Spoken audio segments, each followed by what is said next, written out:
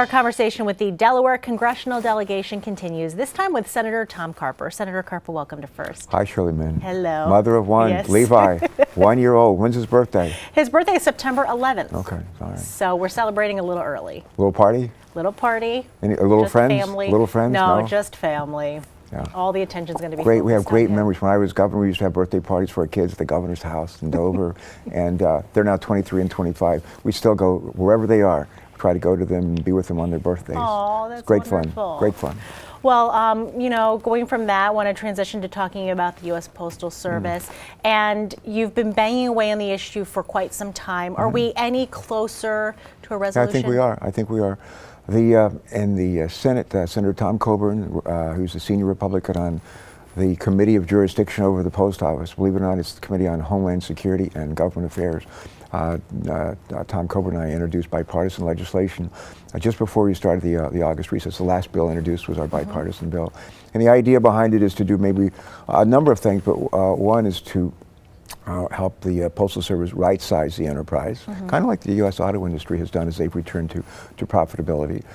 Second is to enable them to have the ability to make some money in ways that, frankly, use their unique distribution system. You know, going to every mailbox in the country 5 or 6 days a week. How do you use that? Nobody else has that. How do you use that to make money? And try to do all this in a way that's fair and humane to customers.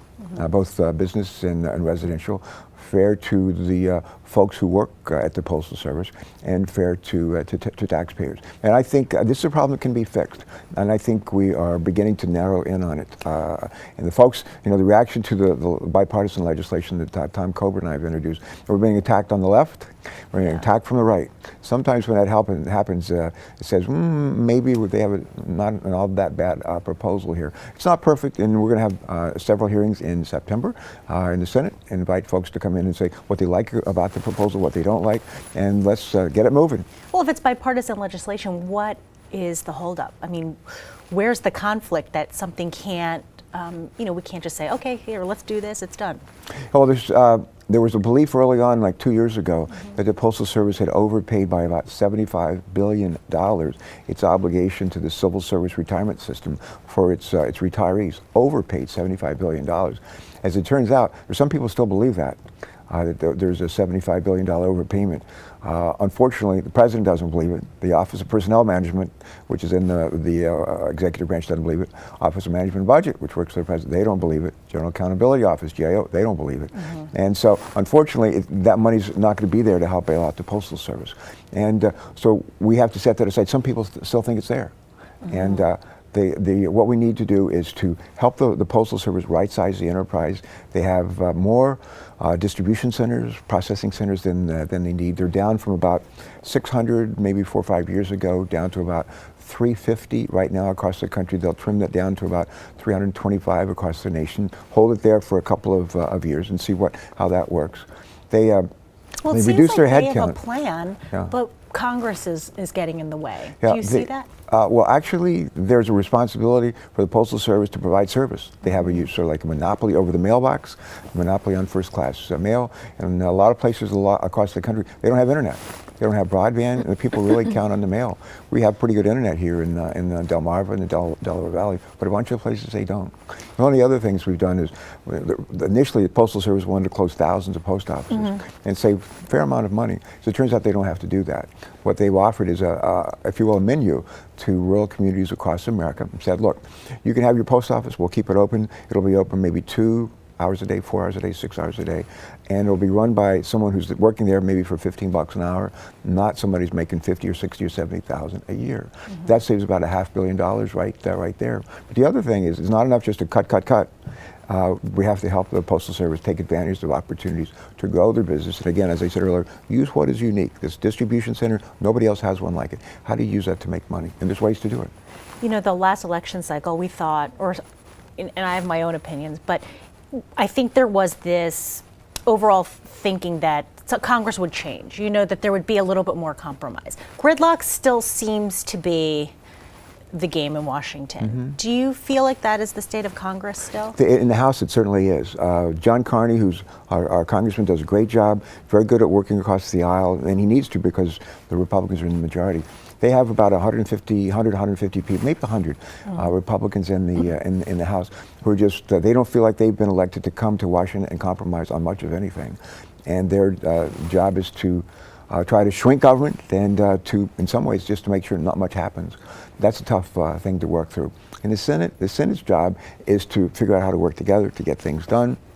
A good example is the bipartisan postal legislation we've done. Good example is the legislation we passed last month with the president, with the Republicans and Democrats on federal student loans that helps make sure young people and older people have access to student loans. We passed a bipartisan agriculture bill that reduces the deficit by about $24 billion, changed the way that we run our ag programs in this country in smart ways, thoughtful ways. So we've done a number of things on a bipartisan immigration reform legislation that's passed the Senate. And my hope is that the way we do business in Delaware is infecting the U.S. Senate. And my hope is the U.S. Senate can set a good example for the House. You know, you mentioned the student loan bill, you mentioned these sorts of compromises, yet we have the threat of this government shutdown looming over our head over the Affordable Care Act. You know, how do you bring some of that air of compromise over to lawmakers who are now threatening to shut down the U.S. government? No, actually, I don't think the threat is to shut down the government over the implementation of the Affordable Care Act, also known as Obamacare. Ironically, the provision that's is in line to be implemented next is called the healthcare exchanges or the health insurance marketplace. Members of Congress, our staffs, federal employees, federal retirees, postal employees, postal retirees, all get through health care, not free, have to pay for it, but we get it through a large purchasing pool. There's about 7 or 8 million people in the purchasing pool altogether. A lot of competition from insurance companies who want to sell to us, brings down price. A lot big economies of scale, brings down the administrative costs as a percentage of premiums. And what we're doing under Obamacare is we're making it possible for every state to have a large purchasing pool called an exchange or a marketplace where people, individuals, families, businesses up to 100 employees can buy their health insurance over the internet and take advantage of a large purchasing pool. We're standing one up in Delaware. People can start signing up for it on October 1st. We'll implement it on January 1. It's a Republican idea, and it's a good idea. It's an idea that's been around for 10 or 15, 20 years, and we're now implementing it. Some people say, oh, that's Obamacare, that's no good. It's a Republican idea, and it's going to help a lot of people who are having a hard time getting access to health care to get that access. Plus, businesses that don't provide in health care for their employees, there was a threat of a fine or a penalty for those with more than 50 employees starting January. And get more than 50 employees, you're not providing health care for your employees, they'd have to pay a fine. That's been delayed for at least a year. And during the meantime, if you're an employee, you're working for an employer who does not provide health care coverage for your employee, you can go buy your health care on the exchange and get a tax credit to help reduce the cost of health care. So there's a lot of things that are happening. I think they're very positive.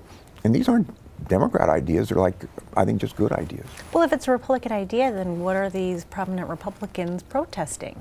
Yeah, I think some people, not all, but some people would like to see the president denied a victory. And this is one of his signature accomplishments. And they just don't want to see this succeed, which is unfortunate because there's a lot of people in this country, 40 million people, who don't have health care coverage. We pay a lot more money for health care than other countries. Japan's a good example. Your family's originally from Korea. Over in Japan, not far away, the cost of health care in Japan, it's about 8% of gross domestic product.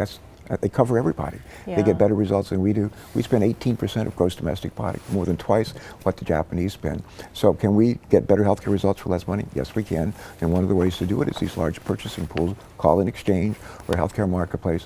People can start signing up on October 1, and they go into effect on January 1. I want to talk about the sequester now. You know, in some cases, people felt nothing. In others, like the National Guard, for example, we were seeing furloughs.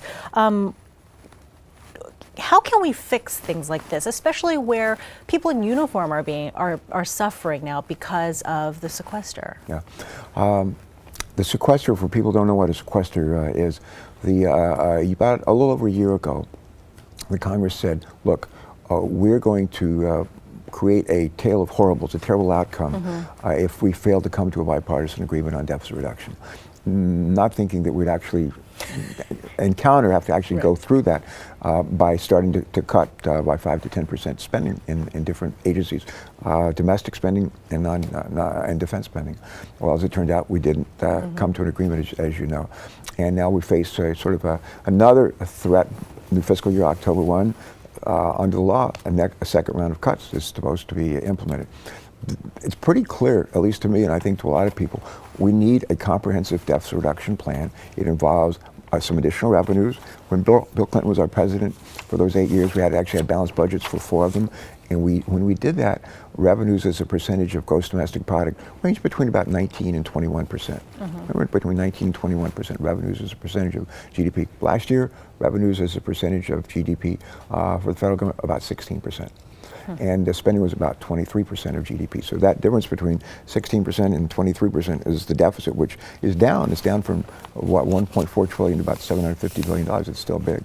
But we need revenues closer to 20% of GDP. Second thing, we need, in the president's words, entitlement reform that saves money, saves these programs for our kids, does not savage old people or poor people. My boys, again, 23, 25, they never think they'll see Social Security. They never think that they'll see Medicare or those programs. I want to make sure that those programs are going to be around. Hopefully they won't need them, but I want to make sure they're going to be around for their generation and their kids someday. Okay, so the third thing we need to do is find ways, everything we do, ask this question, everything we do in the federal government, how do we get a better result for less money? Everything.